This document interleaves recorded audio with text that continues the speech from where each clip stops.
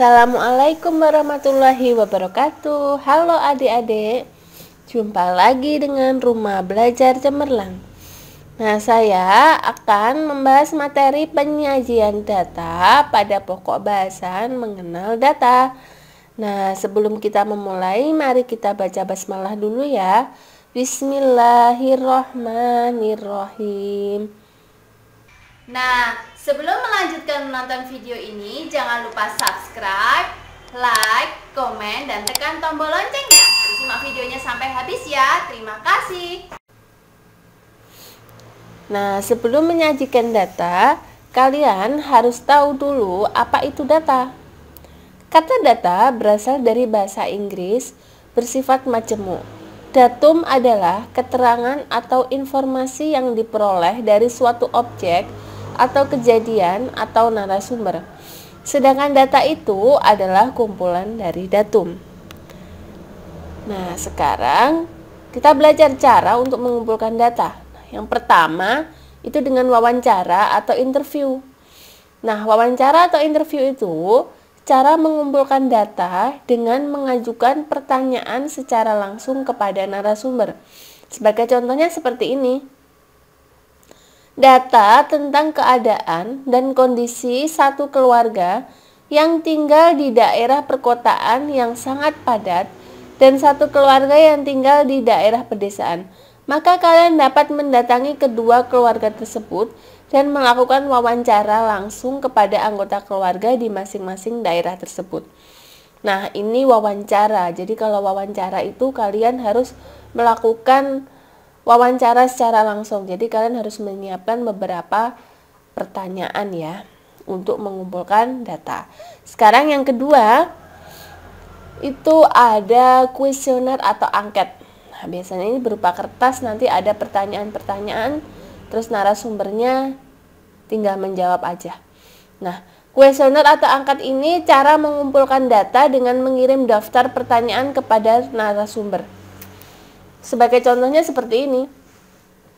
Untuk mengumpulkan data tentang acara televisi yang disukai dan yang tidak disukai pada jam tertentu oleh masyarakat di wilayah RT 5, kalian dapat membuat angket yang berisi pertanyaan-pertanyaan yang berkaitan dengan acara televisi yang disukai dan yang tidak disukai pada jam tertentu. Nah, kalau kalian melakukan wawancara pasti akan mengalami kesulitan ya. Dan waktunya juga akan lama. Nah, kalau kalian menggunakan angket, itu cepat ya, seperti itu. Nah, jadi bedanya kalau wawancara itu dilakukan dengan narasumber yang cuma 1 atau 2 atau 3 orang. Kalau angket itu lebih dari 2 orang, lebih dari 3 orang, bisa 10, bisa 15, bisa banyak ya. Jadi kalau angket itu untuk mempercepat waktu dengan narasumber yang banyak. Nah, kalau yang ketiga itu ada observasi atau pengamatan. Nah, itu cara mengumpulkan data dengan mengamati objek atau kejadian. Sebagai contohnya, data tentang tinggi badan dan berat badan siswa dalam satu kelas.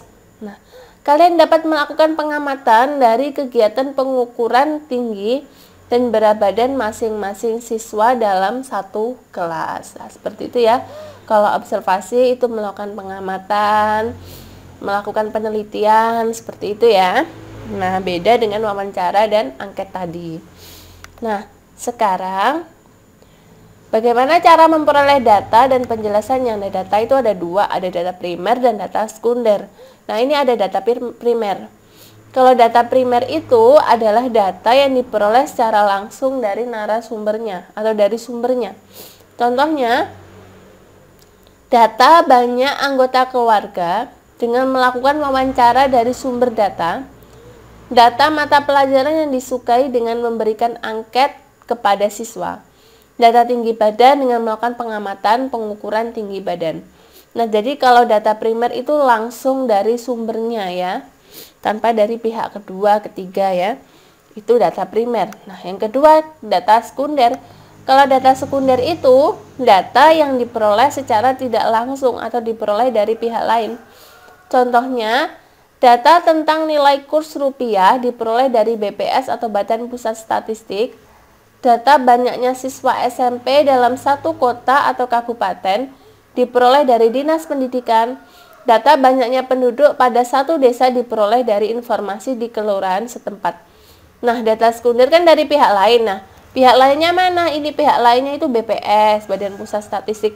Jadi nggak ke seseorangnya langsung. Nah, misalkan ini banyaknya siswa SMP dari Dinas Pendidikan. Terus kemudian banyaknya penduduk pada satu desa diperoleh dari informasi di kelurahan setempat. Nah, itu dari pihak lain. Nah, kemudian kita melanjutkan latihan soal.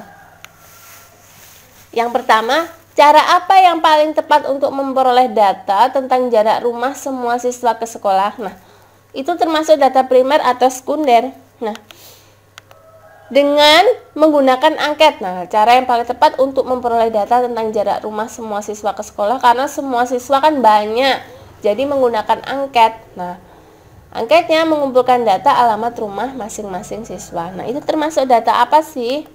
Nah, itu termasuk data primer karena data langsung diperoleh dari yang bersangkutan melalui angket atau kuesioner.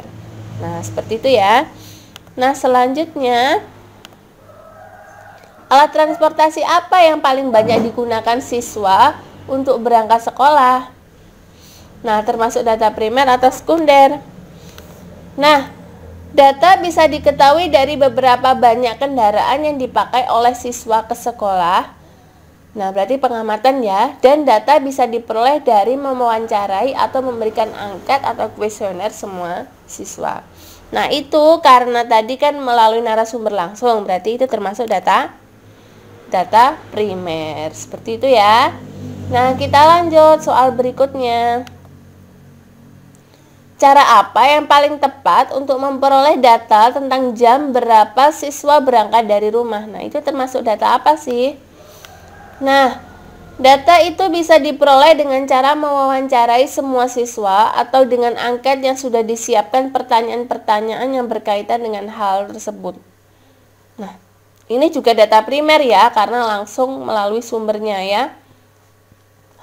Nah, selanjutnya pertanyaan berikutnya, cara apa yang paling tepat untuk memperoleh data tentang perkembangan nilai tukar rupiah terhadap dolar Amerika Serikat dalam 1 minggu terakhir? Coba jelaskan. Nah, termasuk data apa ya? Nah, data ini bisa diperoleh dengan cara mengakses nilai tukar mata uang. Nah, data juga bisa diperoleh dari koran atau surat kabar. Nah, ini melalui bukan pihak langsung. Nah, melalui koran, melalui situs atau akses internet. Nah, itu termasuk data sekunder. Nah, karena diperoleh dari pihak kedua. Nah, seperti itu ya adik-adik. Kita belajar mengenal data. Nah, demikian pembahasan kali ini, semoga bermanfaat ya. Wassalamualaikum warahmatullahi wabarakatuh.